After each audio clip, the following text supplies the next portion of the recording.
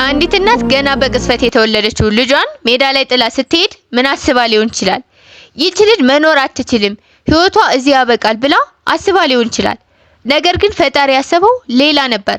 ዛሬ የምናየው ገና ጨቅላ ያለች እናቷ የጣለቻት ከአመታት በኋላ ግን በሚሊዮኖች የሚቆጠር ሀብት ያላት ባለጸጋ ሆና እናቷን የፈለገችውን የጽዮንን እውነተኛና አስገራሚ ታሪክ ነው።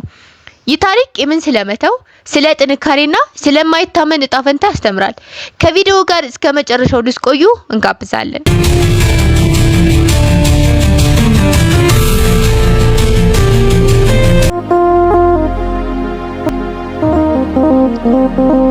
ታሪካችን የሚጀምረው ከአያሌ አመታት በፊት በአንድ ቀዝቃዛ ምሽት ነው።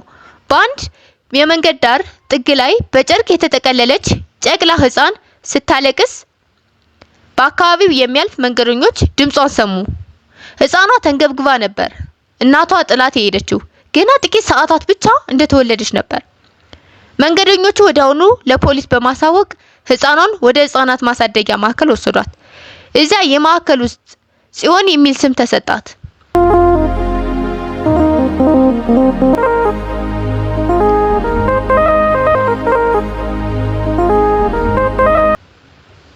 ጽዮን ስታድግ ከሌሎች ልጆች የተለየች ነበረች። ሁልጊዜ ማታ ማታ መስኮት አጠገብ ትቀመጥና ወደ ሰማይ እያየች ታለቅስ ነበር። በውስጧ ሁሌም የሚመላለስ አንድ ጥያቄ ነበር። እናቴ ለምን ጥላኝ ሄደችና እኔ ምን አጥፍቼ ነው የሚል ሁሌም በውስጧ ይመላለሳል። የማሳደጊያ ህይወት ቀላል አልነበረ። ፍቅር የጠማት የምታቅፋት እናት የሌላት ጽዮን ግን በአንድ ነገር ላይ ጠነከረች። እሱም ትምህርቷ ነው። አንድ ቀን ትልቅ ደረጃ ደርሼ እናቴን አገኛታለሁ፣ እጠይቃታለሁ የሚል ተስፋ በውስጧ ትልቅ እሳት አነደደ። ጽዮን የ18 አመት ወጣት ስትሆን ማሳደጊያውን ለቃ ወጣች። በእጇ ላይ ምንም ገንዘብ አልነበረም። የሚጠጋት ዘመድም አልነበራትም። ነገር ግን የማይበገር ማንነት ነበራት። የቀን ስራ እየሰራች በትርፍ ሰዓቷ ደግሞ ኮሌጅ ተምራ በቢዝነስ ማኔጅመንት ተመረቀች። ጽዮን እጅግ በጣም ታታሪ ነበረች። ከትንሽ የንግድ ስራ ተነስታ ሌሊቱን ከቀን በመቀጠል የራሷን የቴክኖሎጂና የሽያጭ ኩባንያ መሰረተች። ድርጅቷ በአጭር ጊዜ ውስጥ እጅግ በጣም አደገ። በ28 አመቷ ጽዮን በሀገሪቱ ውስጥ ከሚጠቀሱ ስኬታማ ሴት ሚሊዮነሮች ወይም ባለሀብቶች አንዷ ለመሆን በቃች። አሁን የሚፈልገው የቅንጦት ህይወት፣ ዘመናዊ መኪናዎችና ትላልቅ ቪላዎች አሏት። ነገር ግን ምንም እንኳን በፎቅ ላይ ብትኖርም በልቧ ውስጥ ያለው ያ የልጅነት ክፍተት አልደፈነውም። እናቷን የመፈለግ ጉጉቷ ከቀን ወደ ቀን እየጨመረ መጣ። ነገሩ እዚህ ጋር ተጀመረ። ጽዮን አንድ ትልቅ ውሳኔ ወሰነች። ታዋቂ የሆኑ የግል መርማሪዎችን ቀጠረች። ከተጣለችበት አካባቢ ከሆስፒታል መዝገቦችና የዲኤንኤ ምርመራዎችን በመጠቀም ፍለጋውን ጀመረች። ከወራት ልፋት በኋላ መርማሪው አንድ ቀን ወደ ቢሮዋ መጣ። በእጁ ላይ የአንዲት ሴት አድራሻና ፎቶግራፍ ነበር። መርማሪው ጽዮንን በትክክለኛ የወለደቻት እናቷ መገኘቷን ነገራት። ጽዮን ልቧ በጣም መምታት ጀመረ። ወዲያውኑ በመኪናዋ ወደ ተባለችበት ስፍራ አመራች። ሰፈሩ በጣም ድሃና የተረሳ መንደር ነበር። መርማሪው ወደ አሳያት ትንሽዬና ያረጀች ቤት ተጠጋች። በሩን ስታንኳኳ አንዲት በበሽታና በችግር የዛለች የፊቷ መጨማደድ ያሳለፈችውን መከራ የሚናገር አሮጊት ሴት በሩን ከፈተችው። ጽዮን እናቷን ስታያት ድምጿ ተዘጋ። አሮጊቷ ሴትም ይቺ ውድ ልብስ የለበሰች ባለጸጋ ወጣት ለምን ወደ ቤቴ እንደመጣች አልገባትም ነበር። ጽዮን ወደ ውስጥ ገብታ ተቀመጠችና በትኩረት እያየቻት እንዲህ አለቻት። ከ28 አመታት በፊት በአንድ ቀዝቃዛ ምሽት መንደር ውስጥ ጥለሽው የሄድሽው ህፃን ትዝ አለሽ አለቻት። አሮጊቷ ሴቲን ስትሰማ ደነገጠች። እጆቿ መሬት ላይ ወደቁ። እንባዋም እንደ ጎርፍ መፍሰስ ጀመሩ። እናት በጉልበቷ ተንበርክካ ማልቀስ ጀመረች። ልጅ ሆይ እባክሽ ይቅር በይኝ። በወቅቱ በጣም ደሃ ስለነበርኩ ህፃን የምመግብበትና የማጠጣው ምንም ነገር አልነበረኝም አለቻት።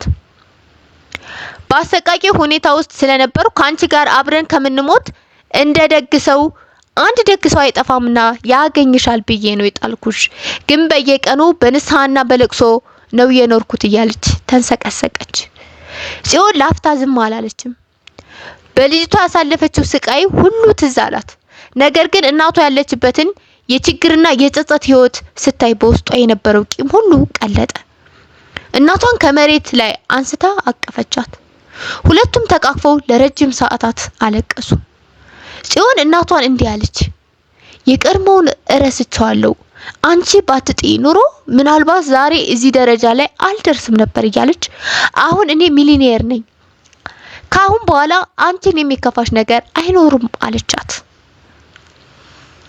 ጽዮን በማልቀስ ነገሩን ቀጠለች። ሁለቱም ተቃቅፈው ደስታቸውን መቆጣጠር አቃታቸው። ሁለታቸውም የደስታ እንባ አነቡ። ጽዮን ወዳውኑ እናቷን ካለችበት የድህነት ህይወት አውጥታ ትልቅ ቤት ገዛችላት። የግል ሕክምና እያደረገችላት አብረው መኖር ጀመሩ። ታዲያ ጽዮን እናቷን በመጨረሻም አስደነገጠቻት። ይህም ማለት ጽዮን እናት በጣም ታመመች፣ በከፍተኛ ደረጃ ታመመች። ጽዮን ብታረገው ጨነቃት። ከአመታት በፊት ያገኘዋት እናቴን ደስታዬ ሙሉ ሆነ ብዬ ስታገል ለምን አሁን ህመም ጠነከረ? ለምን ሳላውቃት በዛው አትሞትም? እያለች በጣም በሐዘንና በጭንቀት እንባዋን መቆጣጠር አቃታት። ነገር ግን የተባለ ከውጭም ከውስጥም የተለያዩ ሐኪም አናገረች። በስተመጨረሻም እናቷ ደና ደስ የሚል ቪላ ቤት ሰጣቻት። በመጨረሻም ቤቷን አሰርታ ቁልፍ አስረከበቻት። ከዛም በፍቅርና በደስታ አብረው መኖር ጀመሩ።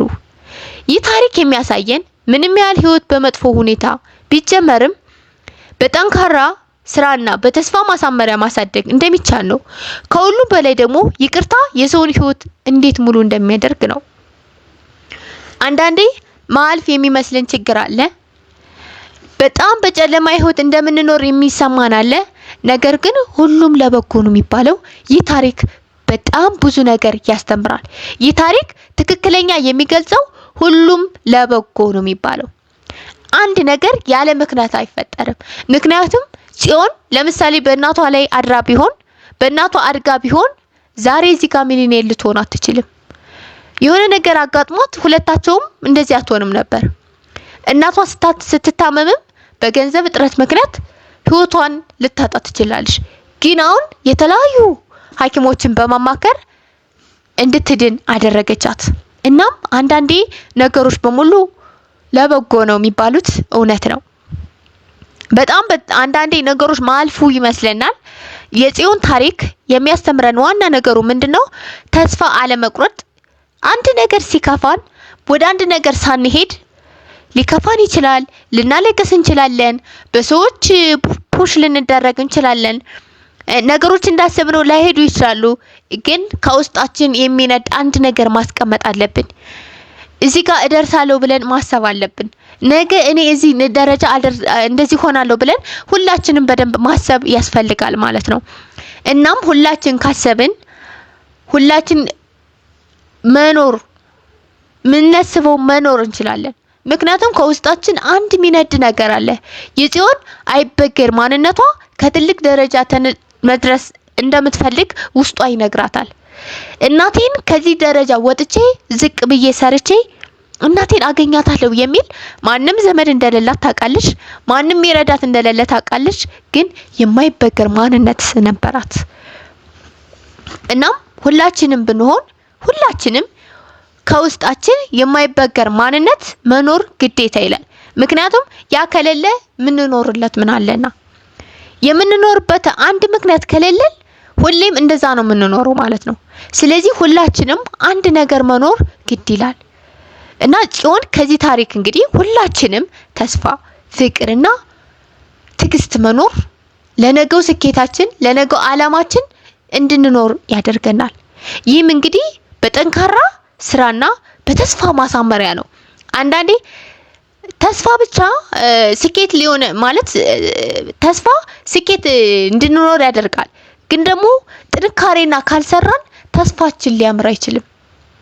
ትዕግስት ኖሮን የሆነ ሰው እንደዚህ ሆናለሁ ብሎ ካሰበ ያንን ለመኖር እዚህ ጋር ምን ማድረግ ትዕግስትና ዝቅ ብሎ ሰርቶ እንዴት ከፍ ማድረግ እንዳለበት ራሱን ማሰብ ያስፈልጋል ማለት ነው። እንግዲህ እናንተስ ውድና የተከበራችሁ የቻናሌ ቤተሰቦች እናንተስ በጽዮን ቦታ ብትሆኑ እናታችሁን ይቅር ትሉ ነበር? ሀሳባችሁን ኮሜንት ላይ አስቀምጡልኝ። ቪዲዮውን ከወደዳችሁት ደግሞ ላይክ እና ሰብስክራይብ ማድረጋችሁ እንዳትረሱ።